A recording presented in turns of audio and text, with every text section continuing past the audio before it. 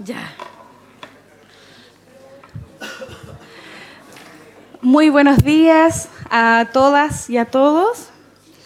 Para ir cerrando las primeras jornadas suraustrales organizadas por el Instituto de Ciencias de la Educación, diálogos sobre pensamiento y acción pedagógica, miradas sobre la escuela y la universidad, tenemos el agrado de presentar al profesor doctor Alberto Moreno Doña, quien es profesor desde lo esencial y académico investigador desde lo social. Dentro de algunos de sus temas de indagación se encuentra la educación y la transformación social, como praxis de reflexión y acción del ser humano sobre el mundo para transformarlo. Alberto Moreno es jerezano de nacimiento, valenciano de corazón, dice él, y chileno por adopción. Es padre de Marco Antonio y José Manuel, y es compañero de Fabiola Cortés Cortés, que es la madre de sus hijos. Actualmente está viviendo en Valparaíso, estuvo con nosotros en la facultad entre el año 2009 y 2013, ¿cierto? Y desde el año 2013 al año 2015 estuvo como académico en la Universidad Católica de Valparaíso. Sin embargo, este año nuevamente se mueve y está trabajando en la Universidad de Valparaíso, específicamente en la Facultad de Medicina, en la Escuela de Educación Parvularia.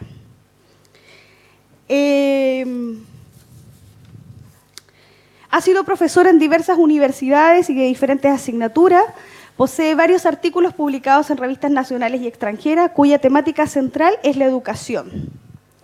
Dice ser un apasionado del mundo educativo, pero por sobre todo de la maravilla de la capacidad del ser humano para aprender. Además de educar, se considera investigador en el área, habiendo colaborado en numerosas investigaciones, tanto en Chile, en Colombia, como en el extranjero. Las miradas del profesor Moreno tienen que ver con la transformación de un mundo que requiere de miradas alternativas y conectadas con diferentes enfoques que ha venido construyendo en el ámbito educativo. Quizás una de sus apuestas más evidentes es el trabajo colectivo que genera con aquellos y aquellas que se va encontrando en el camino. Una evidencia de lo anterior es su libro editado junto al doctor y colega acá Marcelo Arancibia en el año 2014, texto denominado Educación y Transformación Social, construyendo una ciudadanía crítica. Tiene un largo currículum, sin embargo nos pedía que nos presentara aquí como un colega y un amigo para compartir alguno de sus trabajos. Hoy día nos presenta la conferencia denominada El mapa escolar como epistemicidio educativo, construyendo una escuela desde los márgenes. Dejamos al doctor Moreno entonces. Muchas gracias, Loreto. Muy buenos días a todos y a todas. Tengo que confesar, lo hice en algún momento y lo vuelvo a hacer, que hablar acá genera algo de tensión porque esta fue mi casa, porque este fue un lugar donde con algunos de ustedes, ¿cierto?, compartimos algunas sesiones de clase, algunas discusiones, algunas peleas por ahí, bien interesante, y por lo tanto, de alguna manera, este espacio, este territorio, no me es ajeno, y a la vez, ese no ser ajeno me genera una situación bien especial. Yo quiero agradecerle a Marcelo, a todo el equipo del Instituto de Ciencias de la Educación, la posibilidad de estar acá en un momento histórico como este, que es el inicio del instituto, y agradecerles por la invitación, porque de alguna manera es revivir momentos ya vividos. Así que muchas gracias, amigos y amigas. Yo quiero compartir con ustedes algunas reflexiones que emergen del trabajo de investigación, del trabajo de lectura que he venido realizando en el último, y del trabajo de campo que he venido realizando en el último tiempo. No son ideas terminadas, no tengo certeza de que sean así como yo las planteo, pero son algunas reflexiones que me permiten seguir entusiasmándome por comprender o por generar una mejor comprensión del mundo educativo y del mundo escolar, que para mí son dos categorías diferentes que me permiten ingresar a la escuela y salir de ella para poder generar ciertas comprensiones al respecto. Quise titular este compartir, ya lo comentaba Loreto, como el mapa escolar como epistemicidio de lo educativo, construyendo una escuela desde los márgenes. Lo quise titular de esta manera porque creo que hay un concepto ahí, que es el del epistemicidio, que nos va a acompañar a lo largo de toda la presentación. Es un concepto, a mi entender, acuñado por Boaventura de Sousa Santos y que tiene que ver con la muerte, con la destrucción de todas aquellas formas de pensar, sentir y construir conocimiento que se alejan de ese conocimiento o de esa forma de entender el conocimiento acuñado principalmente en la modernidad. Pero también hay otro concepto, otra idea que nos va a acompañar a lo largo, o creo que nos va a acompañar a lo largo de la presentación, y tiene que ver con entender algo que plantea este sociólogo puertorriqueño, Ramón Grossfogel, cuando él nos dice que la descolonización del siglo XIX fue una descolonización eminentemente jurídico-política, pero no fue una descolonización epistemológica y una descolonización de las relaciones de poder. Entonces quiero partir, o creo que estas dos ideas, la del epistemicidio, acuñado por Boaventura de Sousa Santos, y esta idea de la descolonización en términos jurídico-políticos, a partir o con la que trabajan principalmente los teóricos de la decolonialidad, creo que nos van a acompañar y nos van a permitir entender algunas de las cosas que yo quiero compartir. La estructura o el posible recorrido que yo planteo en principio, monólogo, pero que espero que después no lo sea, lo he querido establecer a partir de esas 5 ideas que les planteo. La primera tiene que ver con entender la idea de mapa, ¿vale? La confusión que se ha generado en el último tiempo entre mapa escolar y territorio educativo. Quiero partir con esa idea. Posteriormente adentrarme en la idea de escuela moderna y colonizada como una forma de epistemicidio. De ahí enlazar con la diferencia conceptual entre educación y escolarización y dar algunas ideas que a lo mejor inciten al debate, a la conversación, al diálogo, para trabajar los procesos educativos escolares, principalmente, desde lo que Frantz Fanon llama la zona del no ser, ¿vale? Que son ideas o son autores que yo recién estoy adentrándome, me parecen interesantes, me parece que aportan una mirada novedosa, no de los años 2010, 2011, sino ya desde hace algunos años, pero que nos permiten de alguna manera refrescar el análisis que podemos hacer. Y finalmente terminar con algunas ideas para seguir pensando.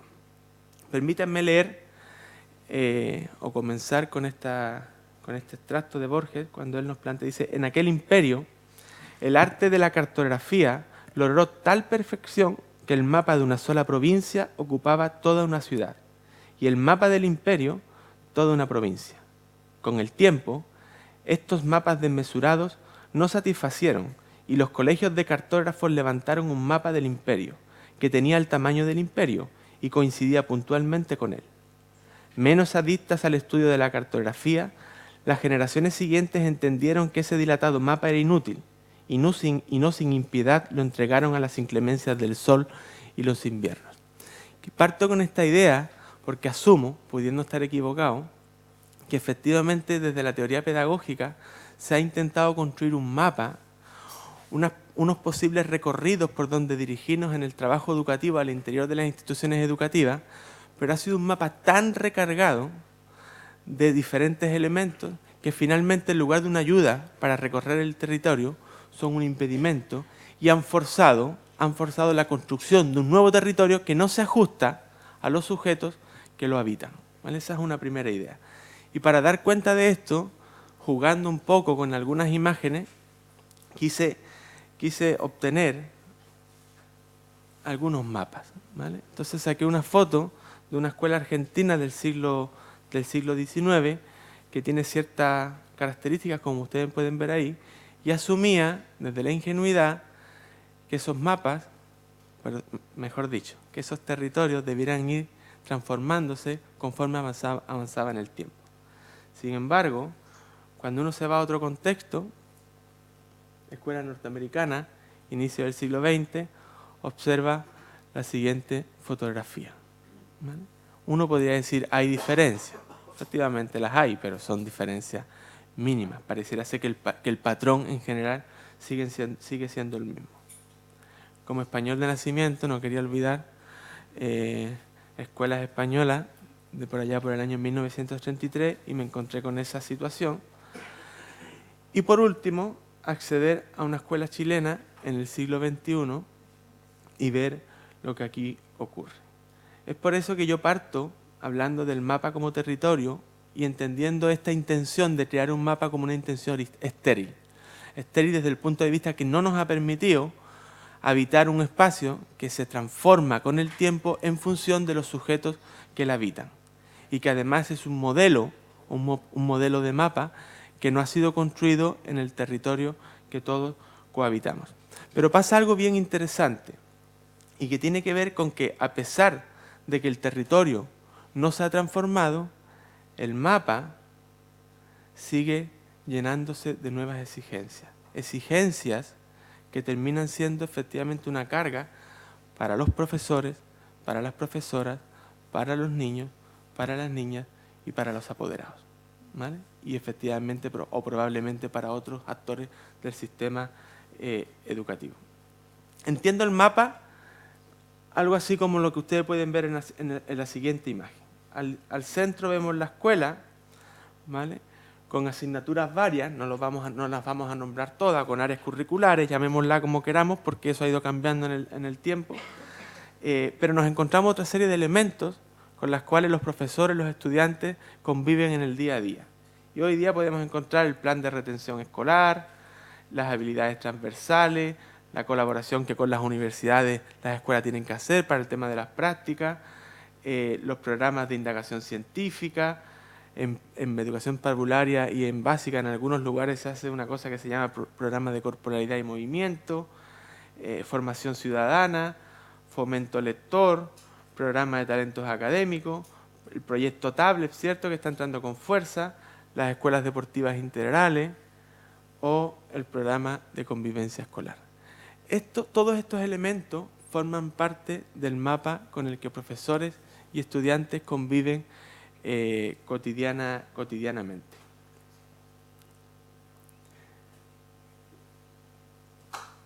Esto es una escuela para mí hoy día. Es algo, es un objeto, es un espacio y un tiempo cargado, sobrecargado de muchas cosas. Pareciera ser que son cosas las que cambian, pero no son lógicas. No son formas de abordar el acto pedagógico, sino que ante nuevas necesidades, esas necesidades se convierten en necesidades para los que habitan ese espacio y ese tiempo escolar. Y finalmente, la anterior es la visión graciosa, ¿cierto? Optimista, diría yo. La visión dura tiene que ver con esto que ahí encontramos. Profesores y profesoras que no dan más, y no porque no tengan la capacidad de dar más, sino porque efectivamente tienen que atender a multiplicidad de cosas, y niños y niñas que en no pocas ocasiones tienen conductas como la que ahí se puede observar. Yo asumo que no hay culpables únicos, ni las universidades son tan malas como nos plantean que somos y que no formamos para la escuela del siglo XXI, ni que los profesores de las escuelas son tan malos para atender a la realidad educativa, ni que los niños han cambiado tanto y no han asumido que ya no hay límites, que no son capaces de adecuarse a la realidad. Sino creo que hay una lógica que sustenta todas estas formas de proceder en la institución escolar, que de alguna manera no permite realizar un trabajo educativo como probablemente todos quisiéramos. Entonces hablamos de la escuela y se nos viene esta imagen, pero rara vez se nos viene esta otra imagen, ¿vale? Entonces la pregunta es, ¿de qué escuela estamos hablando? Estamos hablando de una escuela que son paredes muertas, donde no hay sabor, donde no hay olor, donde no hay juego, o estamos hablando de una escuela donde hay sujetos que pertenecen a una cultura determinada, con ciertos intereses, con ciertas problemáticas, y y que la escuela como institución se constituye a partir de esas problemáticas, de esas realidades, de esos contextos. Y la sensación que a uno se le queda es que hay una escuela estándar a partir de las cuales todos trabajamos, pero que difícilmente, por diferentes problemáticas, esa escuela es capaz de reinventarse a sí misma para convertirse o constituir un sentido para la comunidad que la habita.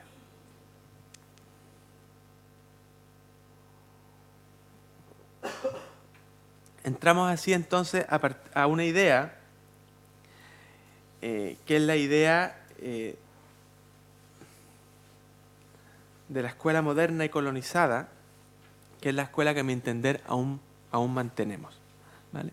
Para dar cuenta de esta situación, hace, yo diría, una semana y media atrás, no recuerdo bien, comencé a reflexionar sobre cuáles son nuestros grandes referentes pedagógicos, ¿vale?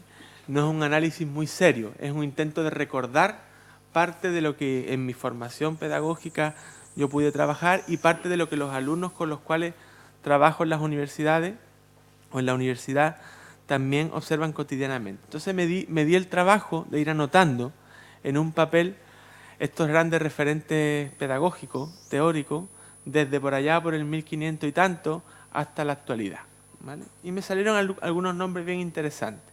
Empecé por Comenius, ¿cierto? Con ese famoso libro que todavía se trabaja en las universidades, ¿cierto?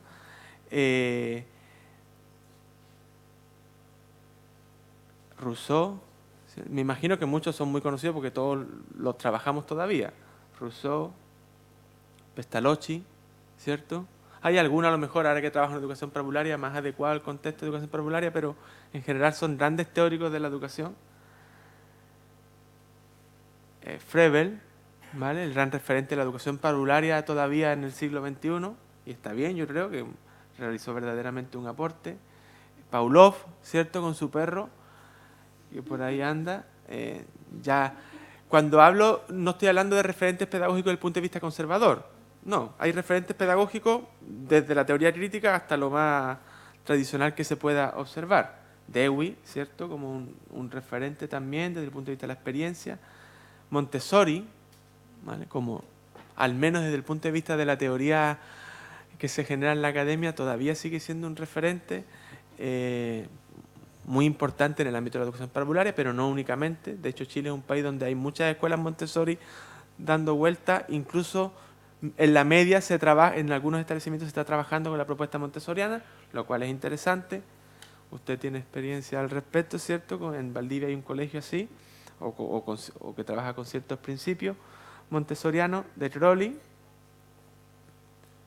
Alexander Neil, ¿cierto? Uno de los grandes referentes de una educación de una educación alternativa, de una educación diferente. Makarenko, ¿vale? Freinet,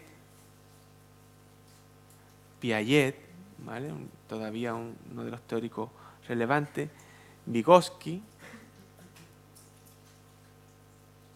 Erickson, ¿cierto? Con su famosa etapa del desarrollo. Skinner, Brunner, no Brunner de acá, Jeremy Brunner, aunque también Brunner fue un referente en el contexto chileno en algún momento. Gagné, Ausubel, Paulo Freire. Después vamos a ver algo bien interesante de Paulo Freire, uno de los grandes pedagogos del siglo XX, ¿cierto? Crítico, que yo diría que el único que se constituyó desde la pedagogía crítica en un referente a nivel mundial, y todavía lo es. Bernstein, Bauman, ¿cierto? Que aunque no es educador, con todo el tema de su educación líquida, está dando vuelta, todo el líquido, ¿cierto? Está dando vuelta, tiene el amor líquido, la educación líquida, está dando vuelta por el mundo con su propuesta. Illich, Iván Illich, con el tema de la sociedad escolarizada. Chomsky, desde la lingüística. Lo hice intencionadamente, puse a dos autores chilenos, porque los adoro, pero no creo que sean referentes educativos en el mundo. Probablemente para nosotros sí lo son, ¿vale? Pero no creo que en la teoría pedagógica sean autores que estén con fuerza o se hayan constituido como referentes a nivel mundial, aunque uno desde la mirada de acá sí lo puede considerar, ¿cierto? Humberto Maturana, el otro que van a ver ahí después, Francisco Varela, desde la filosofía Habermas, Apple, desde la teoría crítica, Giroux, Gardner con las inteligencias múltiples, ya cité a Varela, los puse en orden cronológico, Peter McLaren, también desde la teoría crítica, y por último, como estaba invitada Donatila, quise poner también al gran referente teórico de las comunidades de aprendizaje en España, que es Ramón Flecha, ¿vale? Ahí yo me imagino que hay otros y otras, pero yo... Sí, no, pero esto tiene cierta intención. Hay otros y otras, pero yo puse los que primero en ese recorrido, en ese rápido recorrido. Cuando hice este listado, tomé una planilla Excel, puse sus nombres y en una segunda columna puse el país en el cual nacieron, ¿vale? En el cual nacieron. Como había mucha diversidad de países, me di el trabajo, que es muy simple, en la tercera columna, de poner continentes, ¿vale? Y el mapa que me surge es el siguiente.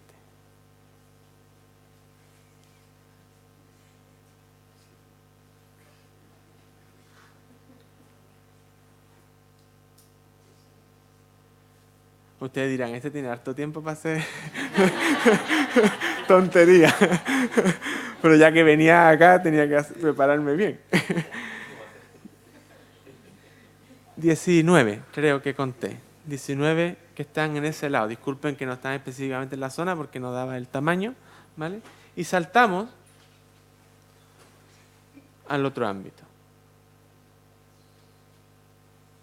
¿vale? Ahí tenemos una línea, bien, a mi modo de ver, muy interesante, ¿vale? Tenemos a un autor por ahí dando vueltas y los otros dos, que como digo, lo hice porque creo que son importantes, pero no creo que se constituyan en referentes para la teoría pedagógica, sí para otros ámbitos, ¿vale? ¿Y qué nos encontramos?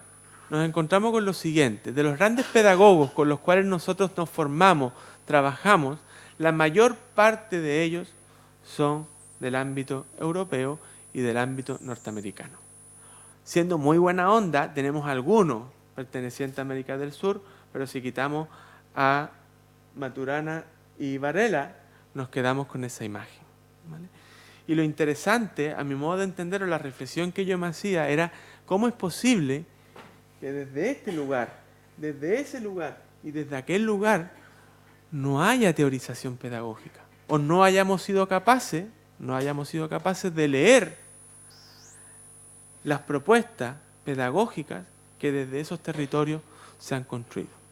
Es aún más interesante cuando uno lee la figura de Paulo Freire. A mi modo de ver es muy interesante porque Paulo Freire tiene dos grandes referentes teóricos: teoría crítica, Escuela de Frankfurt, teología de la liberación, ¿vale? Cuando uno lee a Paulo Freire y lo lee desde Europa, la teología de la liberación no existe. De hecho, una de sus grandes categorías, que es el amor, prácticamente no existe en la teoría crítica europea.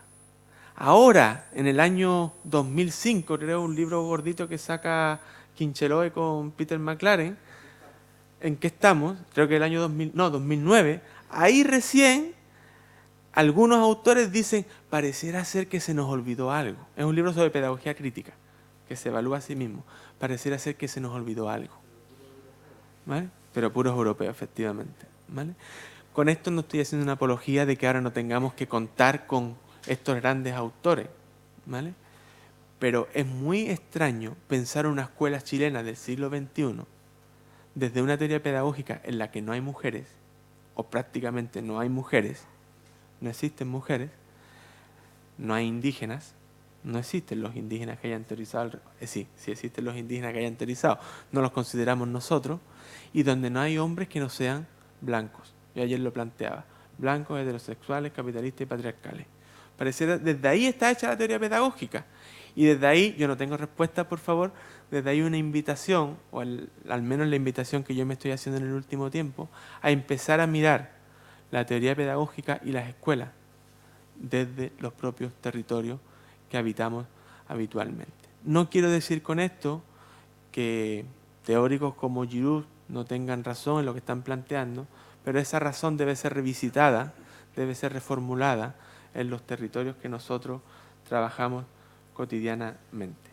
Y es desde esa teoría pedagógica de hombres blancos, capitalistas, europeos, norteamericanos, patriarcales, heterosexuales, al menos no sabemos lo contrario, es desde ahí que surgen todos estos grandes conceptos con los cuales tenemos que convivir día a día. Integralidad, aprendizaje previo, aprendizaje significativo, los más alternativos hablan de pedagogía crítica, mediación pedagógica, mapas de progreso, adaptación, conflictos cognitivos, aprendizaje comprensivo, afectividad, motivación, acomodación, equilibrio, diagnóstico, conducta, integración, habilidades, competencia, inclusión, aprendizaje por descubrimiento, aprendizaje esperado, zona de desarrollo próximo, los más vigosquianos, ¿cierto? Asimilación, mediador de la cultura, el error como aprendizaje, desarrollo de la inteligencia. Esto es realmente una locura, ¿vale? Es una locura. Trabajar con una teoría que en principio no nos pertenece, ¿vale? Que no nos pertenece, que ha sido construida en otro lugar y no ser capaces de rescatar parte de la teoría pedagógica que pueda ser construida desde nuestro propio territorio, ¿vale? A partir de algunos autores se plantean que en el fondo esto es un diseño eurocéntrico que uno podría tomarlo rápidamente, pero pareciera ser que este diseño eurocéntrico condiciona la forma que tenemos de solucionar los conflictos, determina las formas de pensar y condiciona las formas de querer, ¿vale? Y es desde ahí donde yo hago la invitación a empezar a mirarnos a partir de nuestras propias realidades. Insisto, es una perspectiva epistemológica esta centrada en un conocimiento universal de un sujeto universal, pero que curiosamente ha sido construida desde la provincia. Es decir, una teoría universal que se ha pensado desde un lugar muy particular. Y eso es lo que a mí más me llama la atención, ¿no?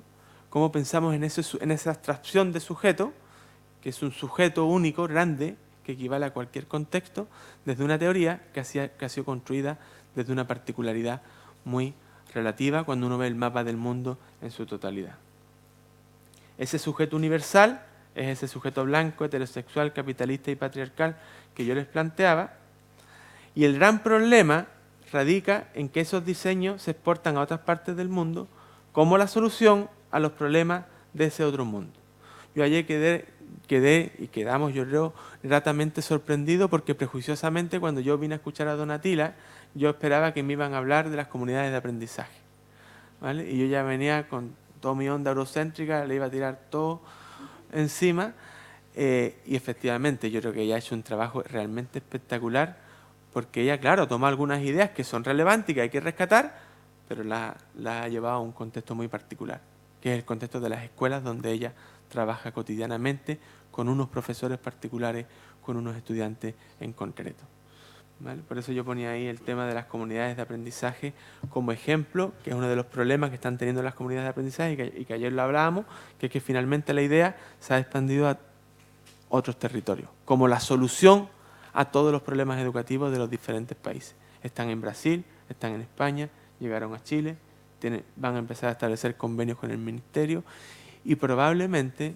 yo no puedo adelantar el futuro, pero probablemente sea un fracaso más, como tantos fracasos hemos tenido cuando copiamos propuestas sin hacer un análisis desde nuestra propia realidad. Esta epistemología colonialista imperialista, así la llama Grossfogel, parte de una idea central y que yo creo que refleja muy bien el trabajo de los papás, y yo así lo veo, me he visto, ahora, lo que va a aparecer ahora yo me he visto diciéndolo muchas veces a mis hijos, ¿vale? Y creo que los profes lo dicen cotidianamente, y que es, yo sé lo que es mejor para ti. Y cuando leo a Grossfogel y me veo ahí y me veo en mi relación con mis hijos, digo, oh, efectivamente. Y uno va a las escuelas y escucha a los niños y las niñas reclamar, ¿pero por qué? Porque yo sé lo que es mejor para ti. Probablemente la experiencia permite construir un conocimiento importante. Pero también, bajo esta lógica, le impedimos al otro ser capaz de construir su propio. Y desde ahí estamos construyendo ese epistemicidio que yo planteo, que es que no permitirle al otro, a partir de sus características particulares, construir conocimiento. Pero cuando uno hace la revisión histórica, pareciera ser que esta idea de yo sé lo que es mejor para ti se ha expresado en diferentes momentos de manera diferente, pero atienden a esa misma lógica. Y vean lo siguiente, esto lo plantea este caballero que a mí me resulta muy interesante. En el siglo XVI, esto se tradujo en algo así como cristianízate o te mato, ¿vale? Y uno dice, bueno, pero eso queda bien lejos. Avancemos un poquito, demos un salto grande. Siglo XIX, civilízate o te mato, ¿vale? Y uno dice, sí, pero eso ya pasó, eso ya no... Veamos el siglo XX. Desarróllate o te mato. Golpes de Estado por toda Latinoamérica.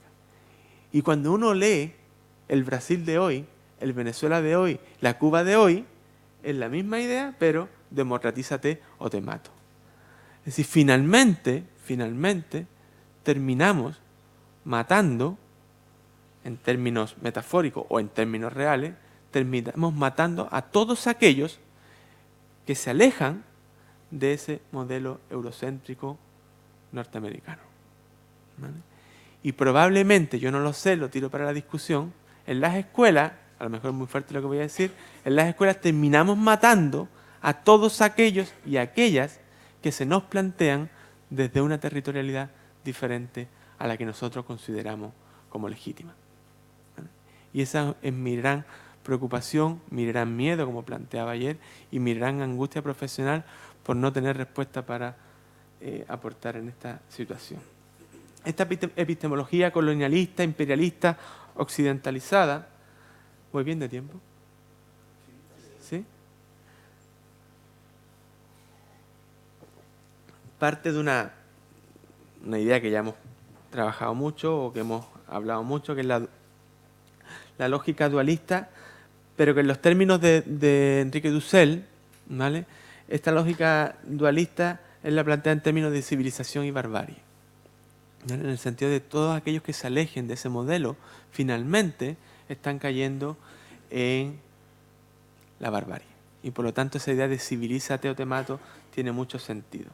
El mundo colonial, Frantz Fanon plantea que es un mundo dividido en compartimentos, ¿vale? Y es esas dos ideas las que de alguna manera nos permiten entender todavía que teoría y práctica son elementos dicotómicos, que no consiguen, de alguna manera no consiguen constituirse en dos elementos que nos permitan construir prácticas pedagógicas que sí consideren esa diversidad.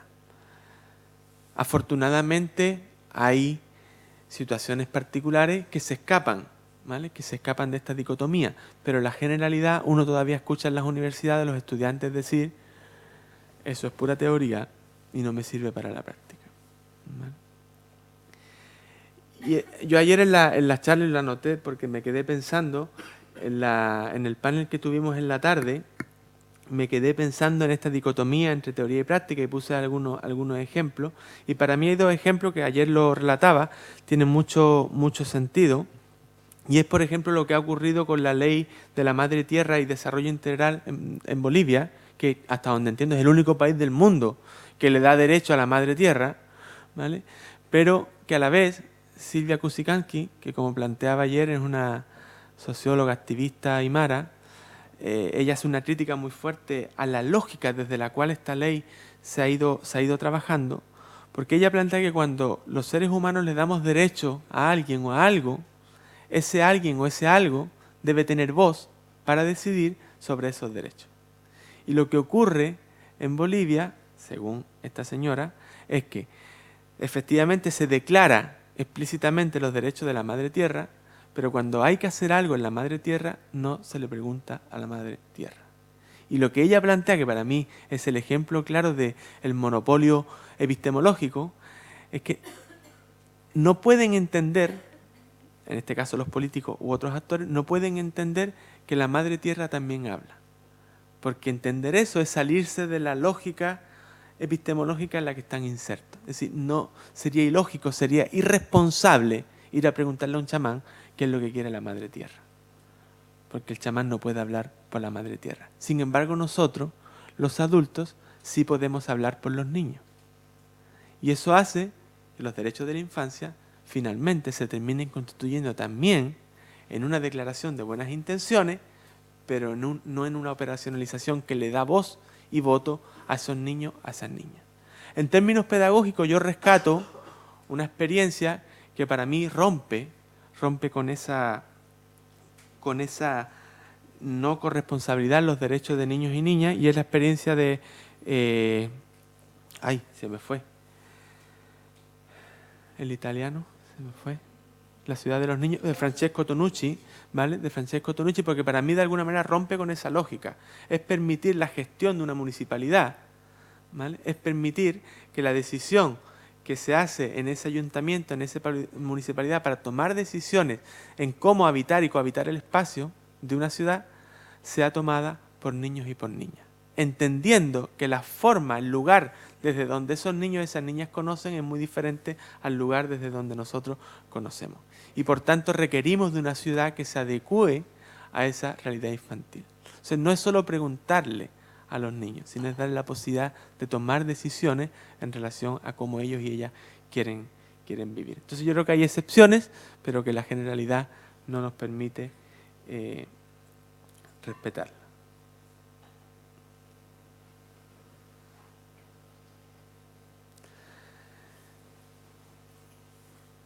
Solo una cita que a mí me hace mucho sentido de Boaventura de Sousa Santos, cuando él dice que hay una línea, ¿vale?, que separa a dos grupos de sujetos. Dice, él habla, dice, se trata de la línea abismal que separa al pobre del rico, pero esto es bien interesante porque no son dos categorías, así nada más, y que al estar lejos de ser apenas una división económica, no puede ser superada con medidas económicas compensatorias. Por el contrario, puede ser exacerbada por ellas. Desde la óptica de los marcadores sociales colonialistas, el pobre es una forma de subhumanidad. Y piensen por favor en los niños en las escuelas, solo por hacer un ejercicio. Una forma degradada de ser que combina 5 formas de degradación. Ser ignorante. El niño como ignorante. El niño como ser que está vacío y que nosotros lo vamos a llenar. Ser inferior. Ser atrasado. Ser vernáculo folclórico. Ser perezoso o improductivo. ¿Vale? El rasgo común a todas ellas es que el pobre no tiene el mismo color que el rico. Me hace mucho sentido, además, como andaluz, me hace mucho sentido porque nosotros en España siempre hemos sido los flojos y perezosos, ¿vale? Entonces, cuando leo a un teórico del sur, pero del norte, ¿cierto? Sí, Boaventura de Sousa Santos, que está teorizando desde el sur de Europa, pero desde el norte del mundo, y él habla de ese ser perezoso, improductivo. Yo me imagino que él también en algún momento se ha sentido así, como el flojo del sur, ¿no? Y en eso yo me he sentido muy, muy identificado. Bajo esta lógica, la pregunta es ¿dónde están las escuelas? ¿Dónde están los niños? ¿Dónde están los educadores y educadoras? Creo que esta lógica, esta epistemología colonizada imperialista es la que en su afán de dominación, ha confundido educación con escolarización. Es decir, es lo que ha hecho que la escuela se apodere de los procesos educativos. Y que cuando hablamos de educación, siempre estamos pensando en la escuela, sin entender que fuera de la escuela hay múltiples mundos en donde los niños y las niñas siguen viviendo, siguen haciendo cosas maravillosas o no tan maravillosas y en donde se sigue aprendiendo. ¿Vale? En este sentido a mí me hace mucho sentido, valga la redundancia, las definiciones conceptuales que plantea Carlos Calvo cuando él separa la educación o entiende la educación como un proceso de creación de relaciones posibles. Yo ya me atrevo a añadirle algo, para no repetir solo lo que él dice, desde y en una territorialidad determinada, y entiende la escolarización como el proceso de repetición de relaciones preestablecidas, caracterizadas estas relaciones por su occidentalismo colonial. Me hace mucho sentido porque nos permite rescatar o intentar rescatar el conocer del niño y la niña desde un ámbito exterior a lo que son las 4 paredes de la escuela. Y en este sentido es muy interesante, en términos dicotómicos, aunque en la realidad sabemos que no es así, conversar un poco en relación a esta caracterización que hace Carlos Calvo. ¿Cómo voy de tiempo, Loreto? ¿Cuánto tiempo llevo? Sí, pues. 10 minutos más ya. Bueno, plantear que él de alguna manera lo que nos comparte es que hay una lógica, que es la lógica de escolarización, que no solo se da en la escuela, entendiendo la escuela como la básica o la media, sino que también se traspasa los muros de la institución universitaria y que desgraciadamente está traspasando los muros de los jardines infantiles, ¿vale? Y por eso hay una discusión política fuerte en el país hoy en día para ver cómo no escolarizamos o cómo disminuimos el nivel de escolarización de los jardines infantiles. Y hay toda una pelea entre la Junta y el Ministerio de Educación, ¿cierto? Que es muy interesante para seguirla como copucha, pero que es fuerte, es muy fuerte y no sabemos a qué nos va a llevar, pero efectivamente hay una intencionalidad de cierta institucionalidad porque los jardines infantiles se parezcan cada vez más al primero básico, ¿vale? Pero por otro lado hay un grupo disidente que está intentando que el primero básico cada vez se parezca más a los jardines infantiles. Vamos a ver en qué termina esto, pero al menos interesante y yo creo que desde ahí se debe hacer o debemos hacer algo de fuerza. Rápidamente, para intentar completar esos 10 minutos y poder conversar después. Una escuela, una lógica de escolarización basada en el deber ser, ¿vale? Por eso esa frase de yo sé lo que es mejor para ti tiene mucha relevancia. Hay algo que hay que hacer independientemente de la realidad en la que nos encontremos. El tema de censurar la ignorancia, no ser capaces de vivenciar el no saber como un elemento constitutivo del saber, y por lo tanto caemos en la dicotomía, el que sabe y el que no sabe. Seguimos, creo yo, basado mucho en la pedagogía de la respuesta, queremos respuestas, ¿vale? Y probablemente si ustedes me hacen preguntas en un rato más y yo no sé la respuesta, se van a ir de acá diciendo el profe medio chanta. Y es complejo, desde el punto de vista académico, escolar, es complejo cuando el niño no sabe lo que supuestamente tiene que saber. Evitar el conflicto, no abordarlo, no trabajarlo, no considerarlo como parte de la dinámica educativa. La objetividad usada como un argumento para obligar, la imposibilidad de modificar los roles, el profesor siempre es el profesor y hay un patrón de comportamiento que tiene que seguir, el lenguaje escolar para nombrar la realidad y si ese mapa, entender ese mapa escolar como el territorio que los niños y las niñas habitan y por último entender que el aprendizaje se tiene que dar en tiempo y en espacios únicos. En contraposición, entendiendo esta contraposición solo en términos explicativos, una educación o procesos educativos que los niños y niñas viven en su cotidianidad, en donde se acepta la casualidad, las contradicciones y la incertidumbre, en donde la coherencia entre lo que se dice que es importante y la manera de vivenciarlo se constituye en un elemento a considerar, no buscar el deber ser, sino la manera de establecer relaciones posibles, que es la definición que Carlos Calvo plantea, la educación como proceso de creación de relaciones posibles. Entender que los contenidos no son compartimentos estancos, sino que deben estar o están relacionados. La pedagogía de la pregunta, más allá de esa obsesión por la respuesta, la posibilidad de modificar roles, ¿vale? Lo podemos observar en el ámbito familiar, ¿cierto? Uno es papá, pero además de papá es compañero de juego, además de compañero de juego tiene responsabilidad de diferentes ámbitos. Uno cumple diferentes roles en un mismo espacio, pero pareciera ser que la escuela es una institución donde los roles están muy marcados y no podemos abandonarlos. Diferentes espacios y tiempo para diferentes formas de aprender, aceptar que no todo es controlable, ¿vale? Y desde esa aceptación, en el fondo lo que estamos intentando es rescatar la legitimidad de las subjetividades de los otros. Y por último, entender que lo diferente no es lo opuesto, sino únicamente algo distinto. Y es desde eso distinto que podemos construir colectivamente. Algunas ideas. Yo creo que hay muchas ideas, pero yo me he querido centrar en una. Y tiene que ver con entender que esos niños y esas niñas se mueven en un mundo, ¿vale?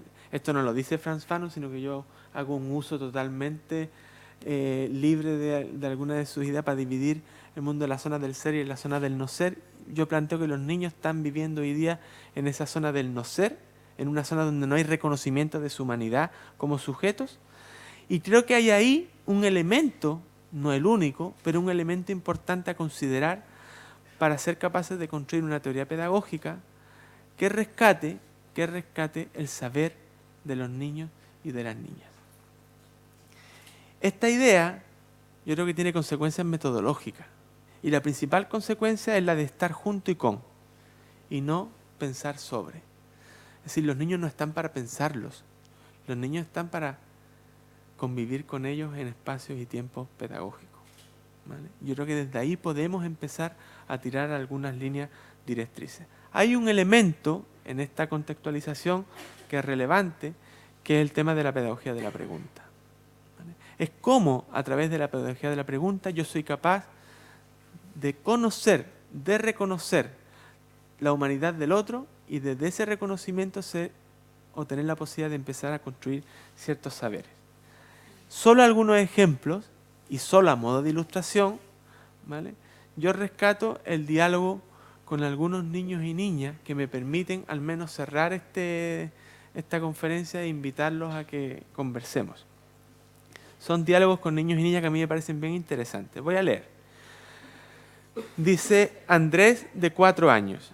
Yo no creo eso de la semilla que me contó mi papá, que además es un discurso que cuando los papás ya no sabemos qué hacer, tenemos que hablar de la semilla, pues si es lo único que nos queda. Dice Andrés, dijo que entra por la vagina, y no creo, porque el agujero es muy pequeño, ¿vale? Por la boca tampoco, porque lo que se come se elimina al tiro. Y por el poto menos, porque por ahí sale la caca. Lo más relevante para mí no es lo que ha dicho, sino cómo concluye. Me encantaría que los científicos concluyéramos así nuestras investigaciones. Y concluye con una pregunta. Ha hipotetizado, ha experimentado, ha probado 3 posibles respuestas. Ninguna la convence. Y termina con una nueva pregunta. Que a mi modo de entender, es una apertura total a la incertidumbre. Decir, bueno, entonces, ¿cómo pudo entrar la guagua? Yo creo que ahí, para mí hay un elemento que es la pregunta que el niño y la niña se hace, que es una invitación que nos hace a los adultos también a seguir conversando, no a imponerle la respuesta, sino a seguir conversando. Y desde ahí se abre un mundo de posibilidades, ¿vale? Se abre un mundo de posibilidades, que puede ser leído desde el punto de vista científico, pero puede ser leído también desde otro ámbito de saber.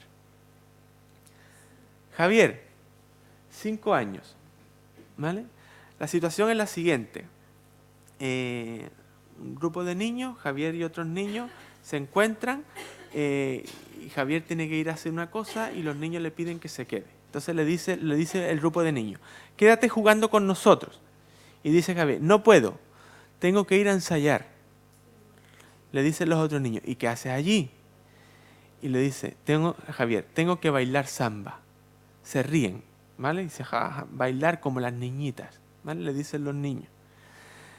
Y le dice Javier, pero no se rían, es muy divertido. Además, no lo voy a dejar porque tengo un contrato y es para toda la vida. Cuando dice tengo un contrato es porque se había comprometido con su padre a que si iba a ir, tenía que ir, pues no podía dejarlo, ¿vale? Pero lo interesante es lo que ocurre ahora. Los niños se ríen de él. Genera un estereotipo, ¿cierto? Discriminación a partir de que las niñitas son las que bailan, los niños no bailan. Pero al día siguiente, Javier consigue que los otros 3 niños terminen con él bailando samba. ¿Vale? ¿Por qué es interesante? Porque el discurso muchas veces como profesores, como educadores nos atrapa. E insistimos en las mismas fórmulas que no nos dan resultados, que es repetirle al niño 10.000 veces lo que tiene que hacer. Pero lo que hace Javier es crear una dinámica diferente y hacer que finalmente los otros sean capaces de reconocer que en ese bailar samba ocurren muchas cosas. No hay una diferenciación solo de que soy niñito o soy niñita. Ocurren muchas cosas en el bailar samba.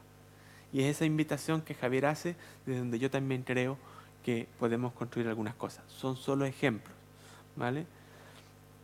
Silvia, 4 años. Le dice Silvia a una persona adulta, ¿por qué lloras? es que me estoy acordando de mi mamá. Y le dice, ¿se murió, cierto? Sí. ¿Te puedo hacer una pregunta? Sí, claro.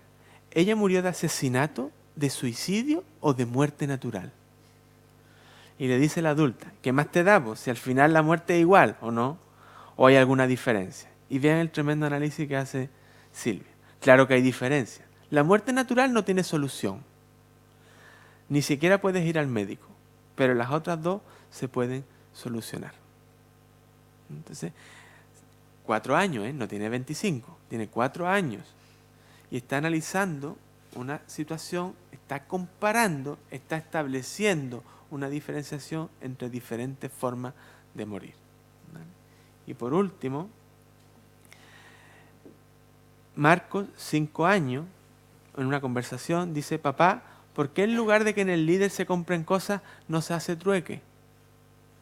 Es bien interesante, a mi modo de entender aquí toda una reflexión, lógicamente no en términos marxistas, pero una reflexión que nos podría invitar a profundizar en ciertas apreciaciones de cómo funciona el mercado con un niño de 5 años.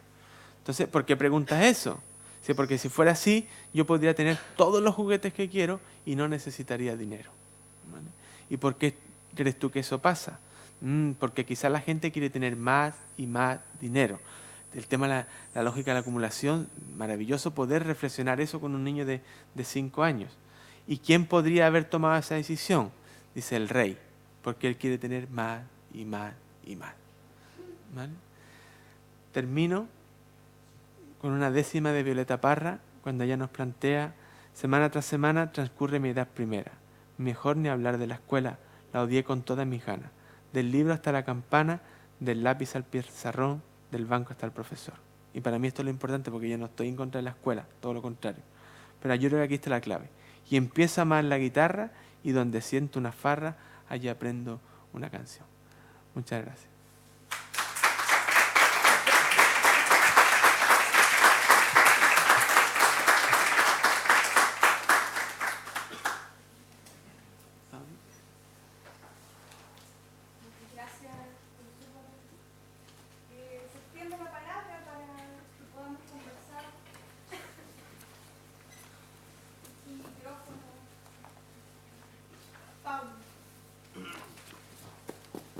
Alberto, yo en realidad quería pedirte un favor.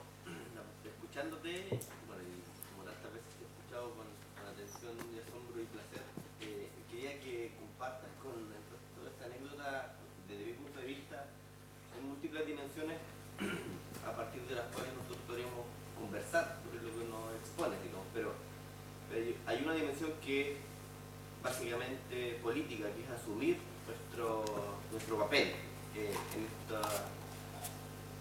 estos temas. Y bueno, lo que te quería pedir era que compartas con el resto esta anécdota del niño problema en La Serena, porque desde mi punto de vista refleja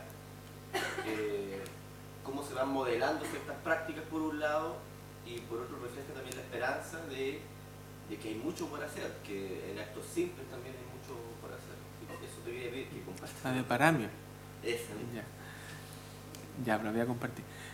Al día de ayer conversábamos de educación, como casi siempre, parecía ser que no tenemos otro tema, y estábamos conversando un poco de las lógicas en las cuales todos, ustedes, yo, todos nos introducimos y terminamos haciendo cosas que a lo mejor por principio no haríamos, ¿no?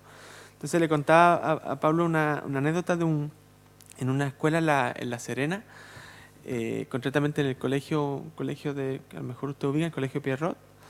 Llegó un profesor a trabajar y cuando llegó venía y todos sabíamos que era un excelente educador. Todo el mundo, todas las comunidades donde había trabajado lo reconocían como un excelente educador. Entonces, en el fondo, llegó al colegio Pierrot y estábamos todos muy contentos de que llegara al establecimiento. Pero llegó y tal como entra el primer día, empiezan a decirle, ¿en qué curso te tocó? Y entonces él dice, en segundo básico. Y empieza los profes. En segundo básico, con el paramio. Ten cuidado con el paramio porque el paramio es horroroso. Ese es impresionante. Ten cuidado desde el primer día. pasa el día, se encuentra con otra persona del establecimiento. ¿Dónde te tocó?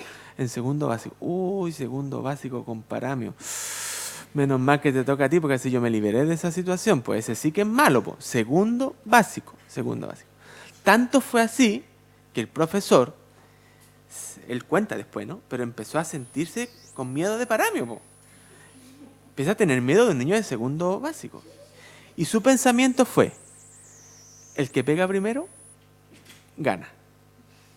Entonces dijo, yo tengo que pegar en el momento que conozca a paramio. Y tomó la lista. No sabía quién era paramio, nunca lo había visto. Y tomó la lista. Entonces empezó a decir, no, hombre, Y llega y ve, paramio. Y levanta la cabeza y está paramio al fondo. ¿Cómo están los malillas? Pues al fondo, tumbado así con una actitud desafiante, ¿no? Entonces él lo único que se le ocurre decir en ese momento dice, paramio. Los mira y dice, empieza con P. La misma P que payaso. Para dejarlo en vergüenza. Y paramio, en ese momento, se levanta de la silla y dice, sí, la misma P que profesor. Pero vean que lo interesante viene ahora. Lo interesante viene ahora, que es que este profesor dice que le resultó tan sorprendente, tan maravillosa la respuesta de paramio, que lo único que se le ocurrió, y yo creo que por eso era buen profesor, porque no lo pensó, es ir hacia paramio, abrazarlo y felicitarlo. Y decirle, paramio, la cagaste. Desde ese día paramio nunca más fue el malo de la película. No estoy queriendo decir con esto que los problemas se solucionan así, de fácil, pero sí nos entrega un patrón y que tiene que ver con esa aceptación de los otros, con ese reconocimiento de las subjetividades desde las cuales cada uno somos capaces de producir nuestra cotidianidad. Y yo creo que es un ejemplo muy interesante para cómo generamos la relación con los estudiantes. Así que gracias porque creo que es una anécdota bien buena. Hola. Tengo dos preguntas. Primero, cuando hablabas de esta lógica de democratízate o te mato, como con la necesidad de retomar más una epistemología latinoamericana, citaste un poco a Paulo Freire como el único, digamos, referente, digamos, entre otros obviamente, en el mapa a nivel mundial. Yo creo que Paulo Freire con esa posibilidad ha viajado por todo el mundo, ¿no? Entonces, desde su educación popular muy latinoamericana, él la ha sabido como expandir, ¿no? Entonces, como la primera pregunta es, ¿cómo salirse de la lógica de latinoamericanízate o te mato? ¿No? Como que también ahí hay como una postura así, más allá de que tú dijiste, bueno, no, tampoco es tan así, pero igual sí, o sea, hoy como esta necesidad de retomar lo latinoamericano, que yo soy el principal abanderado de eso, pero también nos volvemos de esta postura de todo lo demás es malo y si te tomas te mato, ¿no? Como una cosa así. La segunda pregunta es en cuanto a Tonucci. Tú dijiste que contaste la experiencia de la ciudad de los niños, pero lo paradójico de esa experiencia, yo creo, es que Tonucci es un adulto y que al final el que le da la voz a los niños sigue siendo un adulto. Entonces, ¿cómo salimos de esta lógica adultocéntrica si al final somos nosotros los que tenemos la decisión final si le damos la voz o no a los niños? Okay. No tengo ni idea de la respuesta que te voy a dar. Bueno, yo creo que efectivamente, yo he pensado, y yo ni siquiera soy experto en esto, aunque hice un magíster en pensamiento latinoamericano, pero yo creo que recién ahora estoy empezando a pensar o a leer algunos autores que están pensando en Latinoamérica, ¿no? Y yo sí he tenido esa reflexión, ¿vale? Porque además es una reflexión que en el ámbito teórico también se han hecho algunos autores, ¿no? Y en la crítica, por ejemplo, que algunos autores le han hecho a Dussel, en el sentido de decir, ten cuidado, porque ahora resulta que, y porque Enrique Dussel es muy duro en ese sentido, pues Europa es como, pero sin embargo él ha estado en Europa formándose también.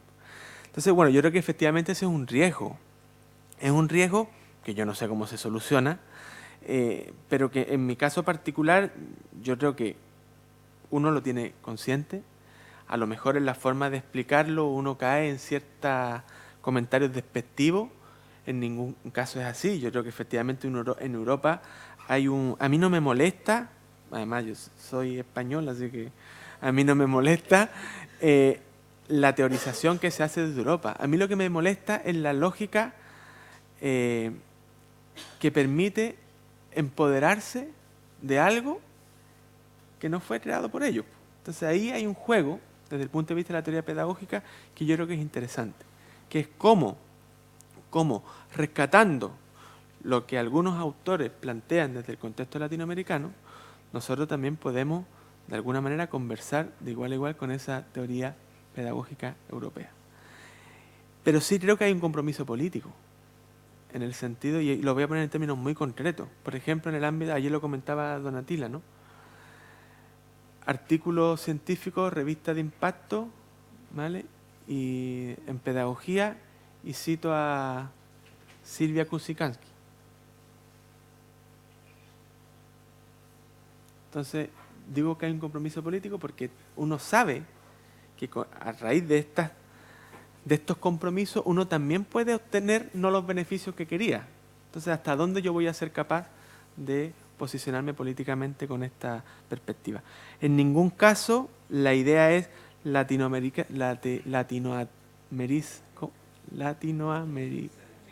ya. O te mato, entendiendo que es un riesgo y que tenemos que trabajarlo. Pero solo lo vamos a trabajar si conocemos. Y el problema es que en la formación inicial de profesores es muy poco lo que se conoce. Entonces, partamos por ahí. Ojalá lleguemos un día a estar sentados acá y a decir, oye, te estás pasando, po. Si hay otras cosas que no son Latinoamérica. Bueno, ahí tendremos otro problema. Pero por lo menos tenemos que conocer. Tenemos que conocer. Y yo creo que le hemos dado la espalda. Le hemos dado la espalda. Y no hablo de la teoría pedagógica tradicional. Hablo también del conocimiento de las comunidades indígenas, por ejemplo. ¿Vale? Porque ahora la comunidad educativa está de moda, po. Pero ¿de dónde vienen las cosas, las lógicas comunitarias?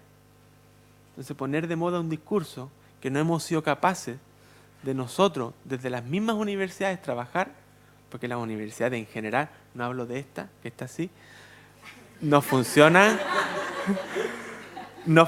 como comunidades, no funcionan como comunidades, sino como reductos, ¿cierto?, de pensamiento que entre ellas van intentando sobrevivir.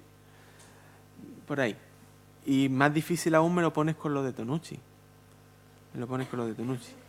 Sí creo que a lo mejor esa lógica adultocéntrica, a partir de la cual el adulto le entrega voz y voto a los niños o a las niñas, a lo mejor ese puede ser el primer paso para constituir instituciones escolares donde finalmente el adulto deja de ser el centro. Entonces yo así lo sueño, de alguna manera así lo visualizo, ¿no? En el sentido de que tú llegas a un momento en el que eres capaz de generar ciertas dinámicas relacionales que ya no te permiten o no hace sentido cuando hay un adulto que se planta delante y dice esto es así. Pero para eso, la gestión y esto es una locura porque esto es muy difícil, la gestión de las instituciones escolares tienen que pasar de la mano de los adultos a las manos de la comunidad.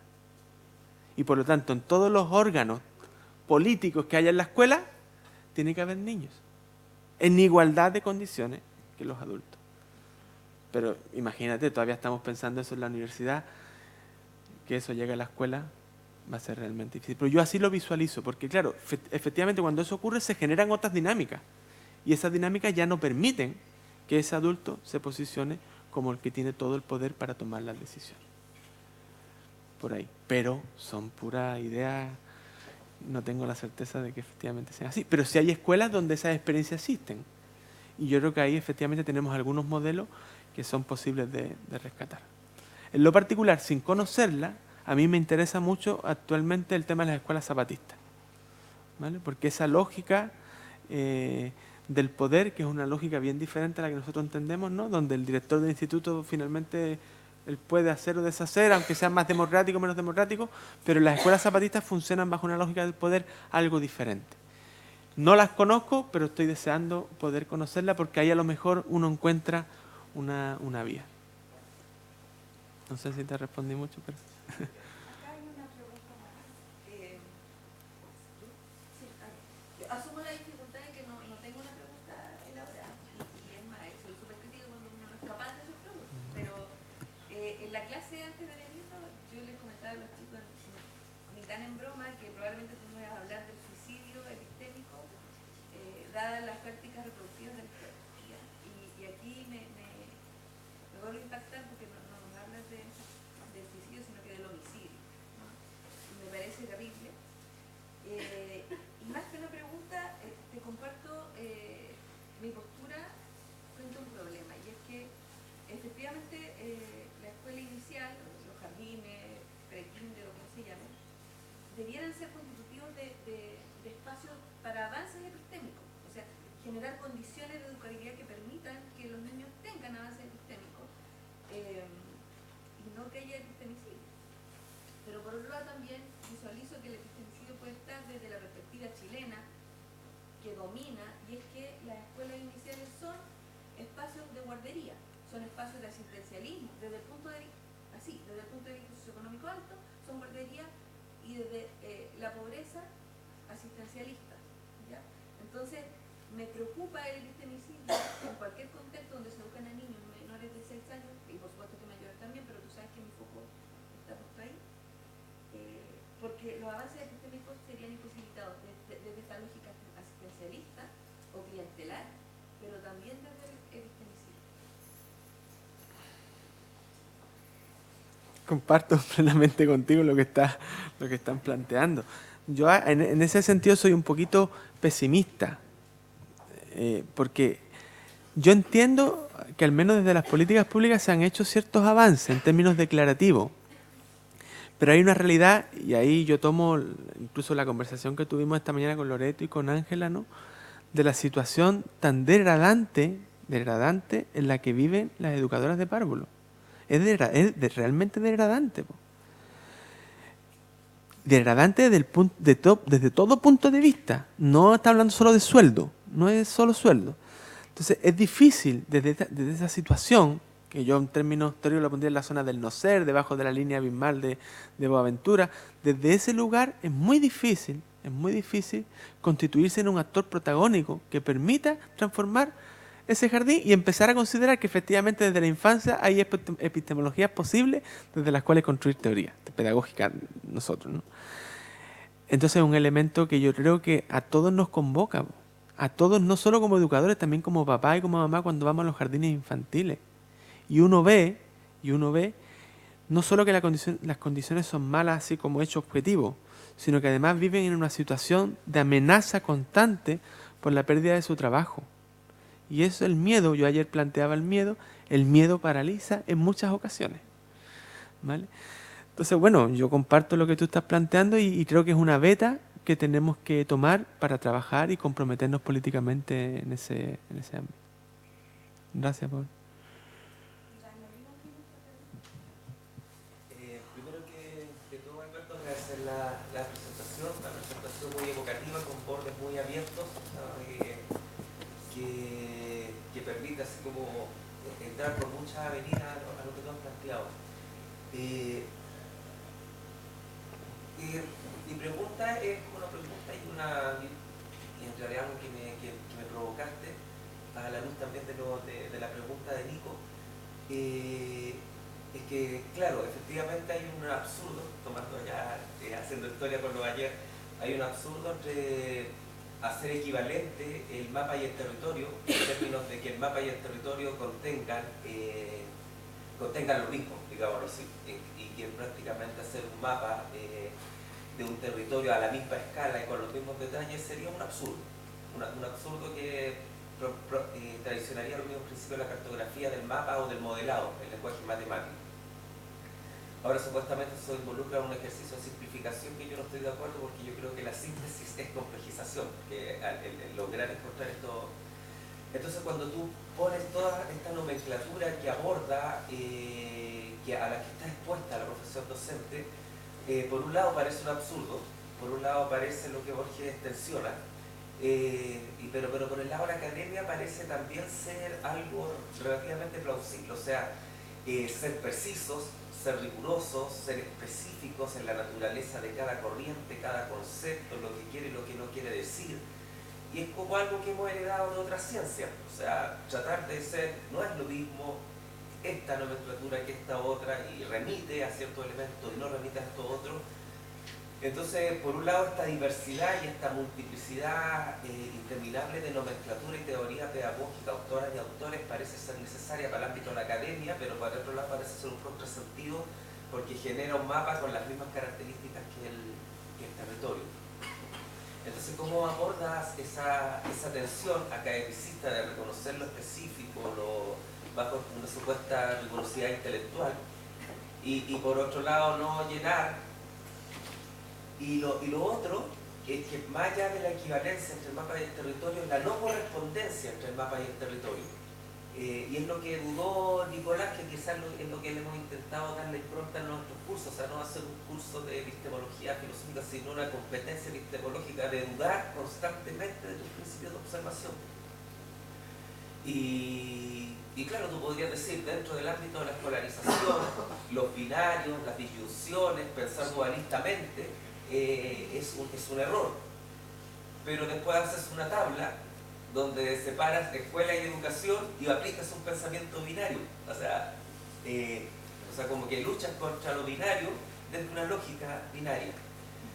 Entonces, epistemológicamente alguien podría decir, claro, el mapa nunca, o sea, la idea es que el mapa no sea equivalente al territorio y probablemente nadie puede acceder al territorio, sino que solamente nos estamos moviendo dentro de mapas, y el territorio es un hipotético de la objetividad. O sea, quien diga, yo estoy hablando del territorio, en realidad está asumiendo la objetividad como un principio para obligar en términos maturanescos. Entonces, ¿cómo enfrentar esas dos tensiones? La tensión, por un lado, de que es necesaria esa diversidad y casi llenar este mapa educativo de especificidad, de sensibilidades, y para no llamarle solamente conceptos de sensibilidades. Y por otro lado, esta no correspondencia, o que no es lo mismo el mapa del territorio, que probablemente el mapa sea nuestro proceso intersubjetivo y que el territorio sea solamente algo que se está moviendo, como Galeano, así que caminamos y se mueve el horizonte, y que ese territorio en principio es la aspiración de la ciencia objetiva, que probablemente la evocación de tu presentación no apunta a eso. ¿Cómo ves esa? Ya. Yo considero que la lógica en la cual estamos inmersos, y hablo lógica desde las políticas públicas, es entender que hay un mapa y múltiples territorios, ¿sí? Y que el mapa existente se contextualiza en función de los territorios. Yo creo que hay un error, porque lo que debiera existir son múltiples mapas y múltiples territorios. ¿Sí? Eso significaría que desde cada institución educativa vamos a construir nuestro propio mapa. ¿Cuál es el problema? A mi entender, que la posibilidad o el reconocimiento de que las instituciones educativas construyan sus propios mapas requiere de ciertos principios políticos que algunos no están dispuestos a considerar. ¿Sí? Por ejemplo, la autonomía en cuanto a la posibilidad de decidir sobre cuáles son las formas, cuáles son los contenidos, cuáles son las dinámicas que en mi propia institución se van a generar. Hablamos, voy a cometer una infidencia, Marcelo, el tema del colegio, ¿cierto? Las dificultades por el tema de los espacios, la arquitectura. Entonces, ¿qué dice la norma? La norma dice que si los establecimientos no tienen tales características, no pueden seguir funcionando. Pase lo que pase al interior de ese establecimiento. La norma o los que normativizan no vienen a decir cuál es el sentido de pertenencia que la comunidad tiene a ese establecimiento. ¿Cuánto los estudiantes adoran ese establecimiento? ¿Cuál es el cariño con el que los estudiantes acceden al establecimiento? ¿Cuál es el mapa por el cual ese establecimiento navega constantemente? Da igual. La norma imposibilita la lectura de mapas diversos. Y ahí yo creo que ya no entramos en un tema epistemológico, sino en un tema político. Que es, bueno, vamos a constituirnos en un sistema educativo que permite reconocer la legitimidad de tantos mapas como escuelas hay. Y alguien podría decir, pero es que eso es un desorden. Bueno, pues es un desorden. Es otra forma de habitar el espacio y el tiempo. Entonces, yo creo que ahí la idea, intentando tomar las dos ideas, la idea de mapa y territorio empiezan a funcionar en un nivel similar. ¿Vale? Es la posibilidad que cada comunidad educativa constituya su propio mapa. Alguien puede decir, eso ya ocurrió, los proyectos educativos, ¿cierto?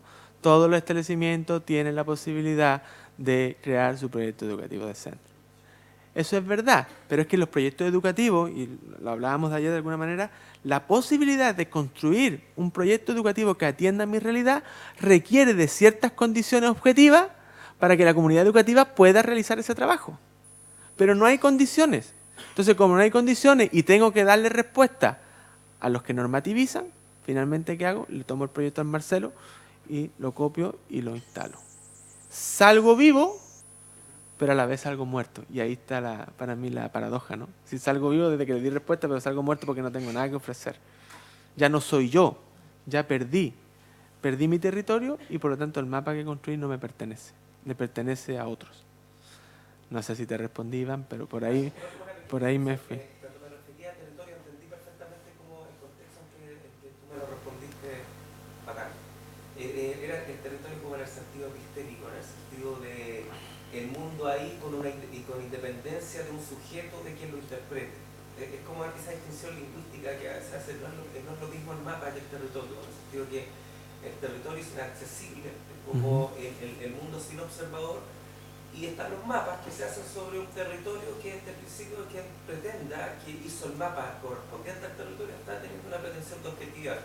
Quien asume que ese mapa es solamente una interpretación de ese territorio bajo determinadas coordenadas que alumbraron y ocultaron otras posibilidades, son otras. Pero no comparto plenamente como lo... Gracias. Hay una pregunta, creo que es la última, Gonzalo. Sí, profe, a mí me hace mucho sentido la verdad cuando comienza a hablar de la base desde que la escuela los niños cuando entran se deben considerar ignorantes. O sea, el niño entra a la escuela y aquí yo me tengo que considerar que yo no sé nada y todo lo que tengo que saber para después desenvolverme en la sociedad lo voy a aprender en la escuela. Y uno después cuando entra de adulto en la escuela ve que la colonialidad, como usted dice, es muy evidente. O sea, yo entro a una sala escolar donde los niños están todo el día, donde hay cosas pegadas en la pared y que aunque ellos no quieran, porque tampoco reciben educación de eso, esas imágenes entran y le afectan y pueden afectar su dinámica, la dinámica relacional del aula. Entonces yo veo que lo primero que entro dice descubrimiento de América, el viaje de Cristóbal Colón hacia América. Es fuerte. Después hay una línea del tiempo de la humanidad, lineal primero, lineal donde dice descubrimiento y para atrás antigüedad, no hay nada. O sea, antes de que llegara Colón acá en 1492 no había nada. Entonces eso empezamos a ver desde antes, bajo la lógica o la consigna que decía cristianízate o te mato, que viene desde el Imperio Romano, yo creo. Claro, viene desde ahí, un poco antes, de la revolución neolítica, o sea, la revolución de la agricultura, donde era las sociedades agrarias que empezaban a cultivar a escala monumental, era agriculturízate o te mato, o te desplazo. Entonces fueron las comunidades cazadoras recolectoras fueron desplazándose hasta como conocemos los esquimales que ya tienen que vivir donde ya no crece nada porque si no los van a matar, los van a desplazar. Entonces empezar desde ahí tal vez, aquí va la pregunta, desde ahí tal vez, como claro, yo digo, nosotros como profesores debemos traer como lo que todo que se conversa aquí, llevarlo al aula, empezar desde ahí a gestar tal vez porque claramente los niños que ven eso no van a cuestionarse mucho. Tal vez sería importante o posible empezar a ver esas comunidades antes de las sociedades preestatales que las llaman primitivo, bárbaro, cavernícola y no sabemos mucho de su cosmovisión del mundo, donde las prácticas sociales se basan en la solidaridad, en el apoyo, en la ayuda mutua y no hay pirámides de poder, o sea, no hay depredación social, que es lo que trae el eurocentrismo con su llegada y con su globalización. Entonces, desde ahí tal vez empezar a sacar modelos de un sinfín de distintos también territorios y mapas conceptuales que ya existieron, que fueron depredados, que fueron apretados en realidad, y desde ahí, desde lo poco que se puede de la arqueología, porque lo malo que esas sociedades a muchos son ágrafas, no tienen historia, entonces ¿cómo podemos ver sus prácticas sociales, su modo de vida? Claro, a través de lo que ellos dejaron. En la educación física tiene mucho también hay que ver desde la concepción del juego, de las culturas preestatales. Entonces tal vez desde ahí, y abordando la educación física, que es mi rubro, ver cómo la cosmovisión, tenemos aquí el palín de los mapuches, puede incidir en ser una alternativa tal vez real para empezar a cambiar esto de a poco a un largo plazo y empezar a crear una educación tal vez horizontal, o por lo menos, si no extirparlas, sino disminuir las pirámides de poder dentro del aula, las dinámicas relacionales que se basan en el liderazgo, en la competencia y en la relación social, en que yo solamente me asocio con el otro para derrotar a mi compañero. Claro. Eso es la pregunta, ¿la consideras como factible tal vez? Sí, yo creo que efectivamente es factible, si todo lo que sea mirar ciertas comunidades de ciertos periodos históricos puede ser interesante. Ahora, yo lo que creo que lo interesante acá son las múltiples miradas sobre ese fenómeno histórico. ¿Cuándo tenemos el problema? Cuando en 1492 se constituye en una única posibilidad, que es el descubrimiento de América. Esa es una posibilidad, que es la posibilidad de los colonizadores, pero también hay otras lecturas del fenómeno. Y esa diversidad es lo que genera riqueza para poder hacer que los niños y las niñas vayan construyendo su propia comprensión del mundo que habitan. Yo creo que no es solo mirar ahora nuevas comunidades, porque es volver a recargar el mapa, es volver a decir, ahora vamos a incluir el palín. Es como las múltiples miradas desde las diferentes realidades, niños, etcétera, en el fondo nos permiten una mejor comprensión del fenómeno que estamos estudiando. ¿Vale?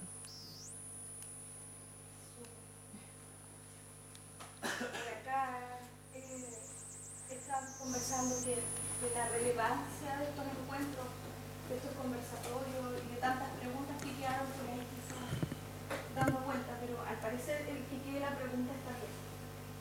Es como lo que se nos invitaba hoy día especialmente.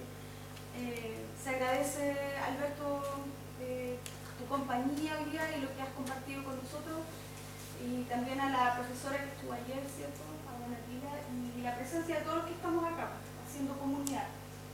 Y ahí Marcelo me encarga que estas rondas de diálogo, diríamos nosotros con la Ángela, se van a seguir generando a partir del Instituto de Ciencias de la Educación, que está tan noble. Y también queríamos proponerle a la comunidad que estamos acá que si hay temas emergentes que conversar, salgan de todos los que estamos acá también, ¿sí? Quizá hoy día fue el inicio y está armado por un grupo de personas, pero quizá esta también es la posibilidad para que todos los que formamos parte de esta comunidad educativa de la Austral propongamos temas que nos están moviendo, que nos están picando, diría don Guillermo Jaramillo, y algo que nos está inquietando. Así que muchas gracias. Y Marcelo. Sí. Creo que esa propuesta sea, digamos, exposición. O sea, quiero presentar un tema, me gustaría que este tema se presentara, juntar mesas de trabajo, o sea, como un desafío más allá de la idea solamente, que también es valiosa en sí misma, pero hacer una cogestión, organización de estas conversaciones. Creo que por lo menos entre ayer y hoy hemos descubierto que hay hartas ganas de